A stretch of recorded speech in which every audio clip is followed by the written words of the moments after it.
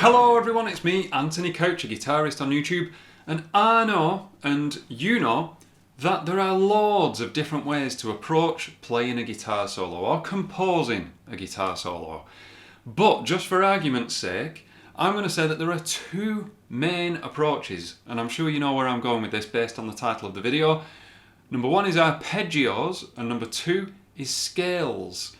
Before I actually get going with this video, I want to invite you to the Facebook group. The link is in the description, the Couch Potatoes Guitar Community. Full, or well, 60 so far, people, active users who come in and chat, talk about guitar stuff, post stupid stuff, ask questions. It's just a nice environment. Link is in the description. I'd love to see you there. Okay, there's lots of examples coming up today, so make sure you stick around to listen to those, because otherwise it's just words. You have to hear this stuff in action. I'm going to be putting arpeggio-based soloing against scale-based soloing and talking about the pros and cons. Let's say we've got a minor blues backing track in D minor. D minor to G minor, back to D minor. Then A7 just for fun, back to D minor. Okay, that's a fast version of what I'm going to be playing over today in the examples. So to think about arpeggios, the first one that I'm going to use is the D minor arpeggio, D, F, A, and I'm using this shape.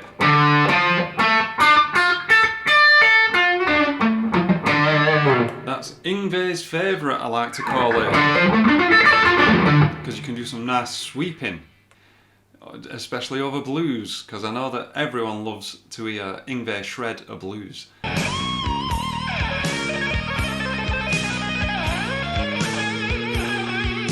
Then the next one is a G minor arpeggio down here at fret 3. Then it goes back to D minor, but I have a lot of fun with this A7 arpeggio. I'm not going to go into the reasons why I've chosen an A7. That would be a different video for a different day. Here is the arpeggio.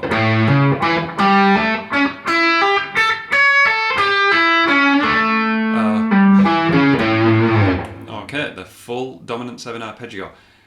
The first step with thinking about arpeggios and using them to improvise is to simply play them up and down with the backing track, with your chord progression, just like this.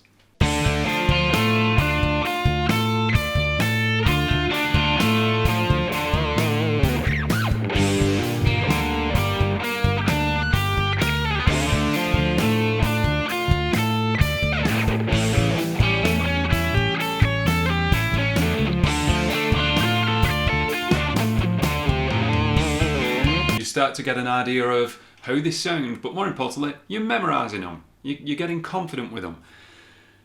The next step is that you use them exclusively to create a solo. And let's have a listen to what happens when you make a guitar solo that is based only on arpeggios. Sounds like this.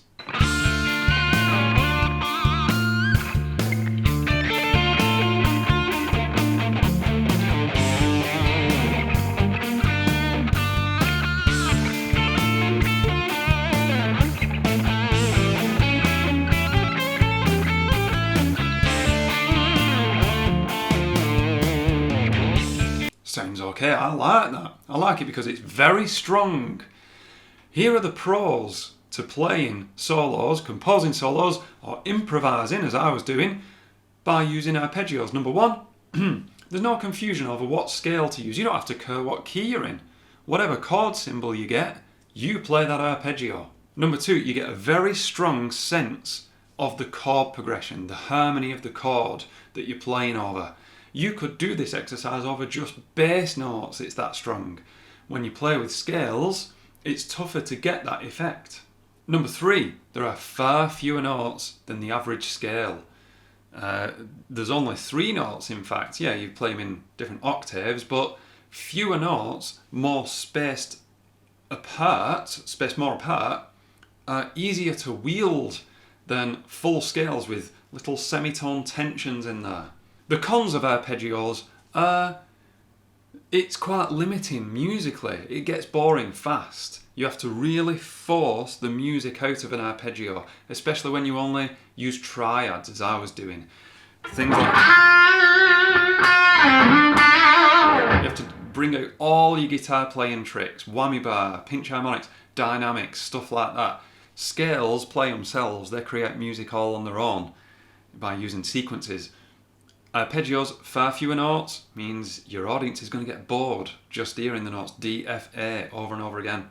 And the second con is it's very simple to get a strong sense of harmony, maybe too simple. Your solos will sound simplistic because you don't have those little dissonant semitones, tensions. It's a very untense way of playing. So there's the arpeggios, pros and cons to both. What about scales? To think about the scales that would work over this chord progression. Your chord progressions might be different, but over this chord progression, I'm about to play just going up a D minor,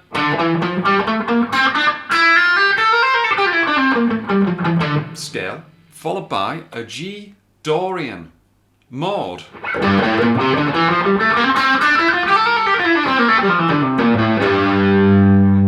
Then this A7, I had a few options and I've gone with Phrygian dominant, the fifth mode of the D harmonic minor scale.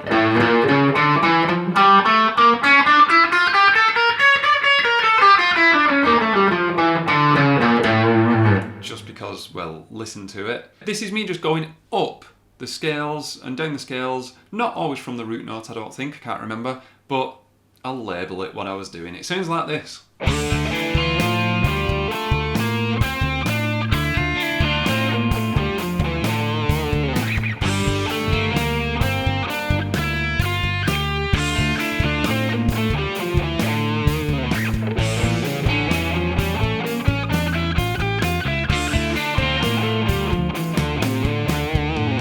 Then, you know where I'm going, you do the same exercise but you make it more musical. Here's a little short improvisation where I'm playing scale-based improv.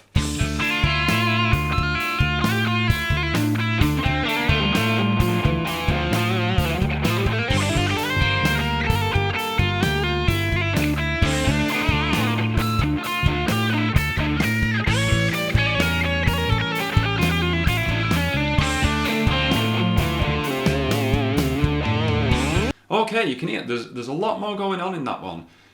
Pros and cons to using just scales to solo. Number one, it's tougher. Oh no, that's a that's a con. The first pro, the first pro is there's a lot more tension in there. It doesn't sound as simplistic, for want of a better word, obvious as the arpeggios. So you can rely on some of the scales taking some of the heavy lifting off you. Because you don't have to do all your fancy trying to make one note or three notes sound interesting. You can just do some shred stuff and hope for the best. Pro number two is that they're just easier to phrase with, I think, than an arpeggio because the notes aren't as spaced out. So all your pentatonic licks, all your 3-note per string licks, all that stuff that you've worked on is far easier to play in a scale because it's a scale. Number three is that you can simplify your thought process when it comes to composing or improv by only using one scale or as few mindsets as possible. G Dorian is the same as D minor, so technically I was doing that before, but let's say I didn't use an A dominant 7 and just used an A minor chord. I could play the D minor scale, think D minor over everything there, and don't really worry about outlining chords, just hope that coincidence will, and experience, knowing where chord tones are, will outline the chord progression for me.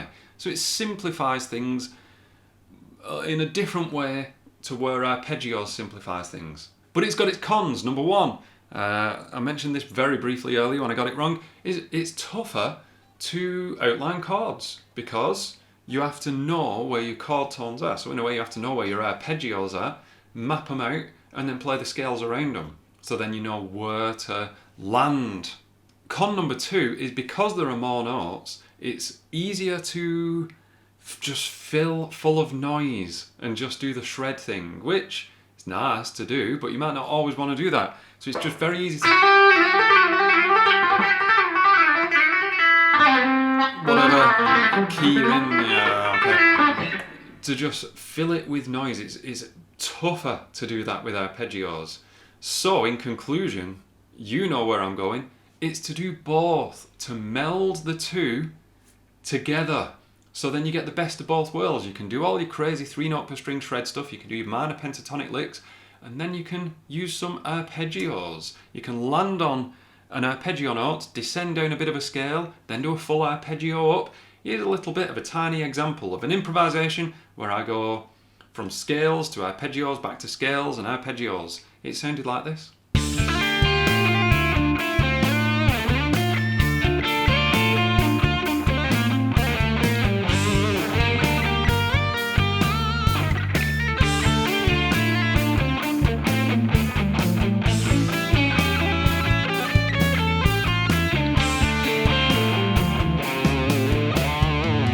So there you go, I titled this video that it's arpeggios versus scales, but really they have to work together.